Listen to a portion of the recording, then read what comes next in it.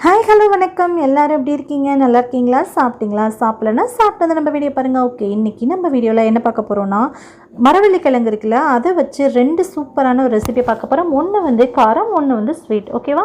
First வந்து நம்ம வடை எப்படி செய்கிறதுன்னு பார்க்க போகிறோம். ஃபஸ்ட்டு அதுக்கு பார்த்திங்க அப்படின்னா, நல்ல கிழங்குல உள்ள மேல் ஃபஸ்ட் லேயர் வரைக்கும் நல்லா அதை தோல் சீவிட்டு கழுவிட்டு நான் எடுத்துகிட்டு வந்திருக்கேன். ஒரே ஒரு கிழங்கு வச்சு மட்டும்தான் நான் வடை செய்ய போகிறேன். மீதி உள்ள கிழங்கு எல்லாமே பார்த்திங்கன்னா நம்ம ஸ்வீட் செய்ய போகிறோம். ஓகேவா? அது எப்படின்றத பார்க்கலாம்.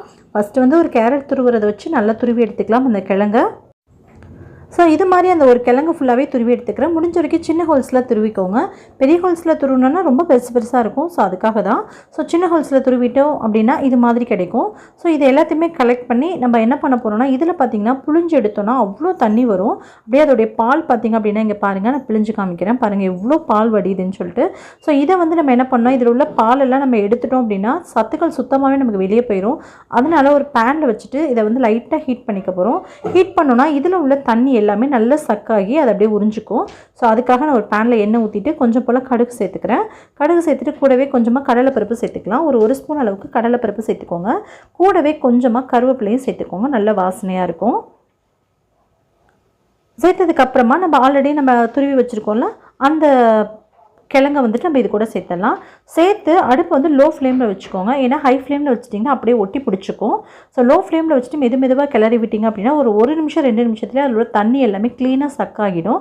ஸோ அப்போ நமக்கு வடை செய்யறதுக்கு ரொம்ப ஈஸியாக இருக்கும். இவ்வளோ தண்ணியோடையுமே நம்ம வந்து வடை செஞ்சோம் அப்படின்னா நமக்கு அப்படியே எண்ணெயில் ஃபுல்லாகவே எண்ணெய் வந்து நல்லா சக்காகி எண்ணெய் குடிக்க ஆரம்பிச்சிடும். பாருங்கள், நம்ம திருப்பி விடும்போது அப்படியே இந்த தோசை மாதிரி அப்படியே பிடிச்சி வர மாதிரி ஆகும். அப்படியே மெதுவாக திருப்பி விட்டோம் அப்படின்னா அதில் உள்ள தண்ணியெல்லாம் சக்காகிட்டு நல்லா வந்து உங்களுக்கு நல்லா உறிஞ்சிடும். ஸோ இப்போ வந்து நம்ம வடை செய்ய ஸ்டார்ட் பண்ணலாம். அப்படி மெதுவாக இது மாதிரி பெரட்டி விட்டுக்கோங்க. பெரட்டி விட்டிங்க அப்படின்னா அதில் உள்ள தண்ணி எல்லாமே இஞ்சிடும். பாருங்கள், இது மாதிரி இருக்குது. நமக்கு பார்க்குறதுக்கு ஒரு சேமியா மாதிரி இருக்குல்ல.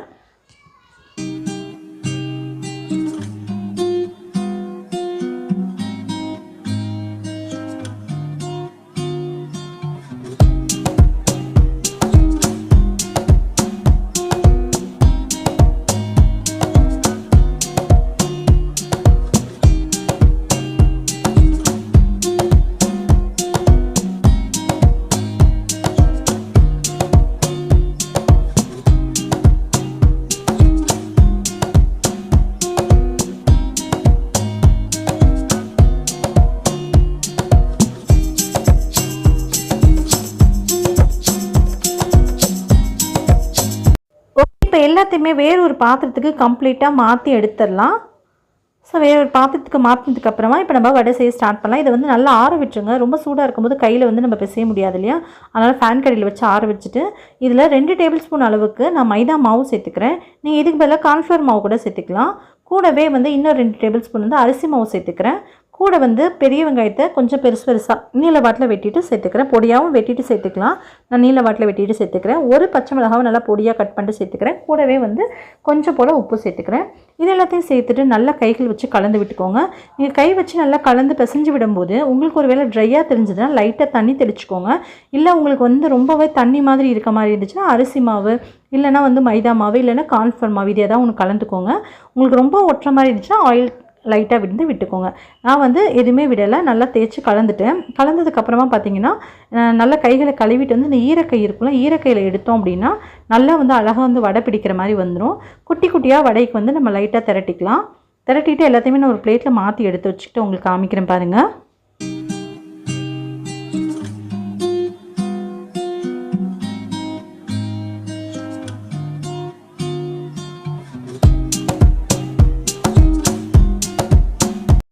எல்லா வடைகளுமே பொரிக்க தயாராகியாச்சு. இப்போ ஒரு பக்கம் எண்ணெய் சூடுபடுத்திடலாம். எண்ணெய் நல்லா காஞ்சதுக்கப்புறம் எல்லா வடையுமே போட்டு பொரிச்சு எடுத்துட வேண்டியதான்.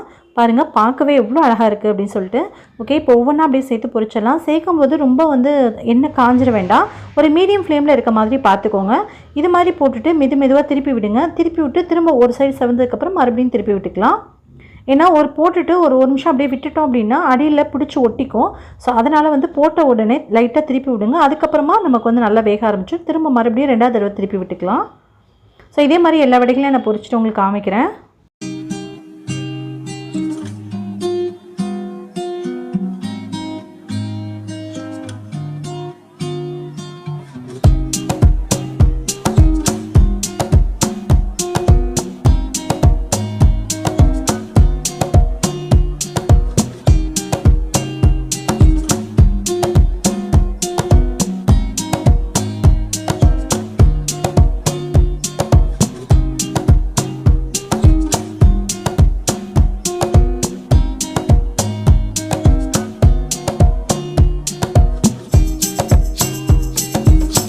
எண்ணெயில் வடை நல்லா வெந்துட்டு இருக்கும் போதே பாருங்கள், அலையா விருந்தாளி வரிசையாக வந்து உட்காந்துருக்காங்க. ஃபஸ்ட்டு அவங்களுக்குலாம் கொடுத்துட்டு தான் நமக்கு. ஸோ ஃபஸ்ட்டு வந்து வெந்ததுக்கப்புறம் நான் காக்காவுக்கு வச்சுட்டு வந்து மீதியெல்லாம் நான் போட்டு பொரிச்சிட்டு நான் அதுக்கப்புறம் நான் உங்களுக்கு காமிக்கிறேன். நமக்கு இந்த வடை பொரிக்கும் போது எண்ணெயெல்லாம் குடிக்காது, ஊற்றின எண்ணெய் அப்படியே தான் இருக்கும்.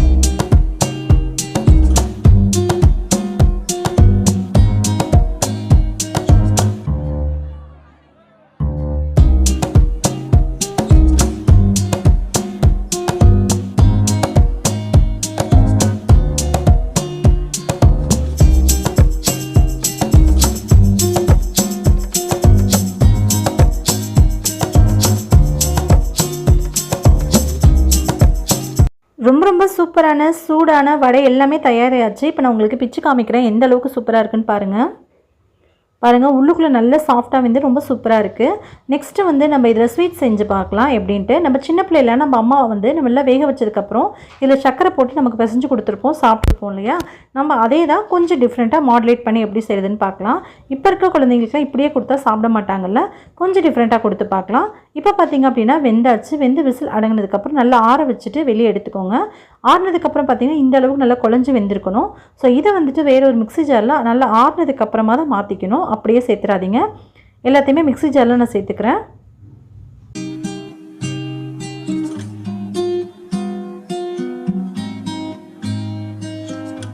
ஓகே, இப்போ போயிட்டு அரைச்சி எடுத்துகிட்டு வந்துடலாம்.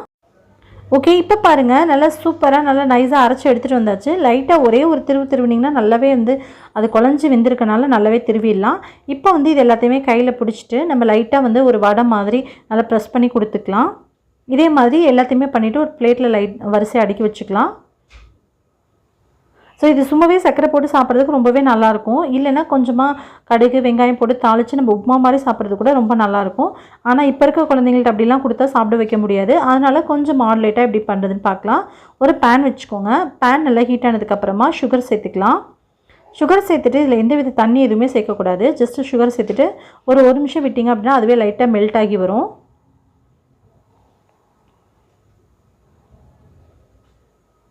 இப்போ பாருங்கள் லைட்டாக வந்து அந்த தேன் கலர் வரும்ல, இது மாதிரி வந்ததுக்கப்புறமா நம்ம வந்து நல்லா அது சுகர் கரையிற வரைக்கும் வெயிட் பண்ணி இப்போ லோ ஃப்ளேமில் வச்சுக்கோங்க. லோ ஃப்ளேமில் வச்சுட்டு பாருங்கள் நல்லா லைட்டாக கலந்து விட்டுட்டே இருங்க. அப்போ நல்லா வந்து கரைஞ்சிட்டு உங்களுக்கு அந்த தேன் கலரில் வர மாதிரி வரும். கிட்டத்தட்ட கேரமலைஸ் ஆயாச்சு. இப்போது கேரமலைஸ் ஆனதுக்கப்புறமா நம்ம எடுத்து வச்சுருக்கோம்ல, அதை போட்டுட்டு ஒரே ஒரு தடவை மட்டும் லைட்டாக போட்டுட்டு அப்படியே லைட்டாக திருப்பி அப்படியே நம்ம வெளியே எடுத்துட வேண்டியதான். அதே மாதிரி அடுப்பை ஆஃப் பண்ணிட்டு நீங்கள் பண்ணிங்க அப்படின்னா நம்மளால் பண்ண முடியாது. அடுப்பை லோ ஃப்ளேமில் வச்சுட்டு அதே மாதிரி நம்ம எடுத்து வச்சுருக்க எல்லா அந்த தட்டி வச்சுருக்கோம்ல அது எல்லாத்தையுமே அதே மாதிரி பண்ணி எடுத்துக்கலாம். நமக்கு சூப்பரான ஸ்வீட்டும் ரெடி ஆகிடுச்சு, நல்லா ஹெல்த்தியான ஸ்வீட் கூட. ஸோ நீங்கள் சுகருக்கு பதிலாக நாட்டு சர்க்கரை கூட சேர்த்துக்கலாம். இங்கே பாருங்கள் நல்லா சூப்பராகவே இருக்குது. நம்ம கையில் எடுத்தோன்னா மேலே வந்து நல்லா கிறிஸ்பியாக இருக்கும், உள்ளுக்குள்ள நல்லா சாஃப்டாக இருக்கும். அப்போ ரொம்ப நல்லாயிருக்கும் சாப்பிட்றதுக்குமே. பாருங்கள் எடுக்கும் போது எப்படி இருக்குது நீங்களே பாருங்கள், ரொம்பவே டேஸ்ட்டு சூப்பராக இருக்கும். ஓகே, கண்டிப்பாக ட்ரை பண்ணி பார்த்துட்டு எப்படி வந்துச்சுன்றதை கீழே கமெண்டில் போஸ்ட் பண்ணுங்கள். ஓகே ஃப்ரெண்ட்ஸ், நல்லா ஹெல்த்தியாக மரவள்ளிக்கிழங்கு கிழங்கு அப்படின்னு சொல்லுவாங்க இல்லையா, ஸோ அதை வச்சு நம்ம சூப்பரான ஸ்நாக்ஸ் 2 செஞ்சுருக்கோம். உங்களுக்கு இதில் எந்த ரொம்ப பிடிச்சிருக்குன்றதை மறக்காமல் சொல்லுங்கள். இந்த வீடியோ உங்களுக்கு பிடிச்சிருந்தா லைக் பண்ணுங்கள், ஷேர் பண்ணுங்கள்.